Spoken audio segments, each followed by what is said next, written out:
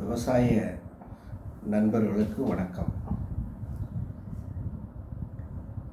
கடந்த 2 நாட்களாக தென்காசி மாவட்டம், திருநெல்வேலி மாவட்டம், தூத்துக்குடி மாவட்டம், ராமநாதபுரம் மாவட்டம், தஞ்சாவூர் மாவட்டம் கடுமையான மழை பெய்து கொண்டிருக்கிறது.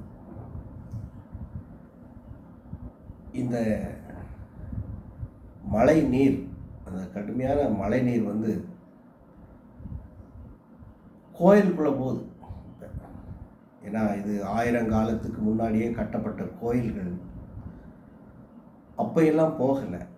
இந்த 5 வருஷமாக ஆற்று தண்ணி கோயிலுக்குள்ளே போகுது. அந்த காலத்தில் ஆற்றை வெட்டி தண்ணி ஆற்றுல தான் விட்டாங்க. ஆற்றுகளை சீரமைக்காமல், ஆறுகளை தூர் வராமல், இதனால தான் அந்த கோயிலுக்குள்ளே தண்ணி பூந்துருச்சு. தமிழ்நாட்டுடைய பொதுப்பணித்துறை என்ன இந்த 5 வருஷத்தில் என்ன வேலை செஞ்சுருக்காங்கன்னே தெரியலை.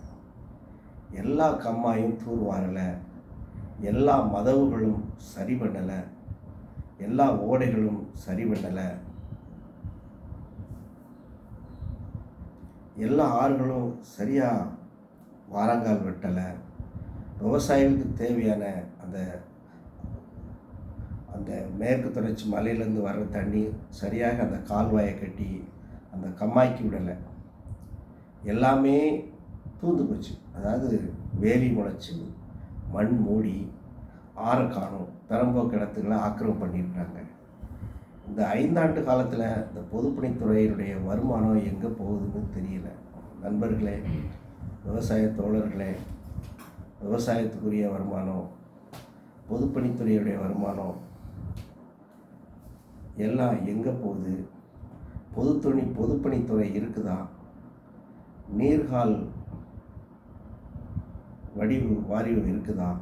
ஒன்றுமே தெரியல. பாருங்கள், திருநெல்வேலியில் கோயிலுக்குள்ளே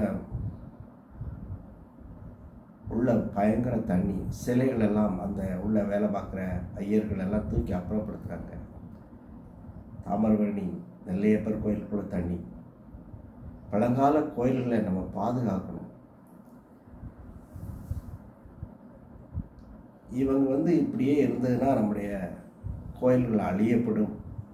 நம்முடைய நீர், நம்முடைய கம்மா ஆறுகள் காணாமல் போய்விடும்.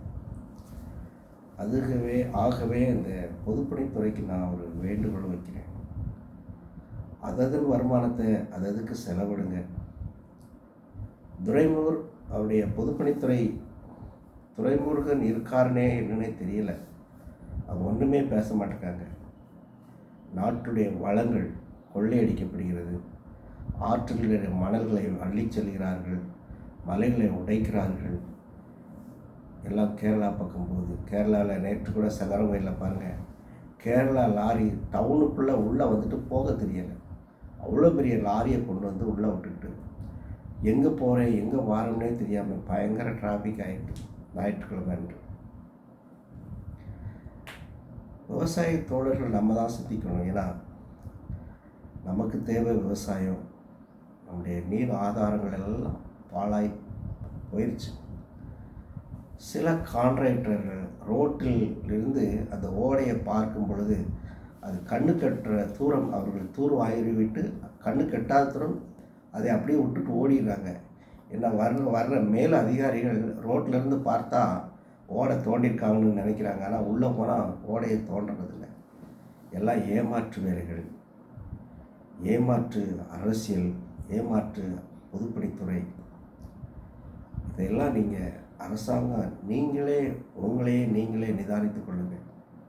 உங்கள் மேலே குற்றம் சுரத்தில் நம்முடைய வரி, ஒரு ஏழைகள் கொடுக்குற வரி, ஒரு விவசாயி கொடுக்குற வரி, ஒரு கஷ்டப்பட்டு வேலை செய்கிற அந்த ஜாமான்களை வாங்கி அதுக்குரிய வரியை வாங்குகிற இந்த அரசாங்கம் மக்களுக்கு நல்லது செய்ய வேணும்னு தான் நாங்களும் எதிர்பார்க்குறோம். விவசாயத்தை கொஞ்சம் பாருங்கள். அழியா சொத்துள்ள அந்த நம்முடைய கோயில்களை பாருங்கள். கோயிலுக்குள்ளே தண்ணி போகாமல் பாரம்பரிய சொத்துக்களை பாதுகாருங்க. ஏன்னா ஒவ்வொரு கோயிலுக்கும் பல ஆயிரம் கோடி சொத்துக்கள் இருக்குது. கோயில் அழிஞ்சதுன்னா சொத்து அழிஞ்சு போயிடும். கோயிலாவது பாருங்கள். அறநிலைத்துறைக்கு நான் ஒரு வேண்டுகோள் சொல்கிறேன். ஏன் கோயிலுக்குள்ளே தண்ணி போகுது? அந்த கோயிலேருந்து வருமானம் இல்லையா? அந்த கோயிலேருந்து நமக்கு அறநிலைத்துறைக்கு வருமானம் கிடையாதா? ஏன் அந்த ஆற்றுகளை சரி பண்ணாமல், அந்த துவாரங்களை, அந்த அந்த கோயில் பக்கத்தில் இருக்கிற ஓடைகளை சரி பண்ணாமல் ஏன் கோயிலுக்குள்ளே தண்ணி போகுது? அறநிலைத்துறை நான் வன்மையாக கண்டிக்கணும். சொத்துக்களையாவது பாருங்கள். சாப்பிட்டு போங்க, வரியை சாப்பிடுங்க, அழிங்க. ஆனால் இருக்கிற சொத்துக்களை பாதுகாக்க வேண்டும் என்று நம்முடைய கம்மாய்கள், ஆறுகள், ஏரிகள், பொது இடங்கள், கோயில் சொத்துக்கள், கோயில் வழிபாட்டு ஸ்தலங்களை நம்முடைய அடுத்த தலைமுறைக்கு நாம் வச்சுட்டு போகணும். அடுத்த தலைமுறைகள் அந்த கோயிலை அனுபவிக்கணும். அது மாதிரி நினச்சி சொத்துக்களை பாதுகாக்க வேண்டும் என்று இந்த தமிழ்நாடு அரசை நான் தயவாய் ஒரு விவசாயியா வருங்கால எதிர்காலுடைய சந்ததியின் நினைவில் வைத்து நான் வேண்டிக் கொள்கிறேன். நன்றி, வணக்கம்.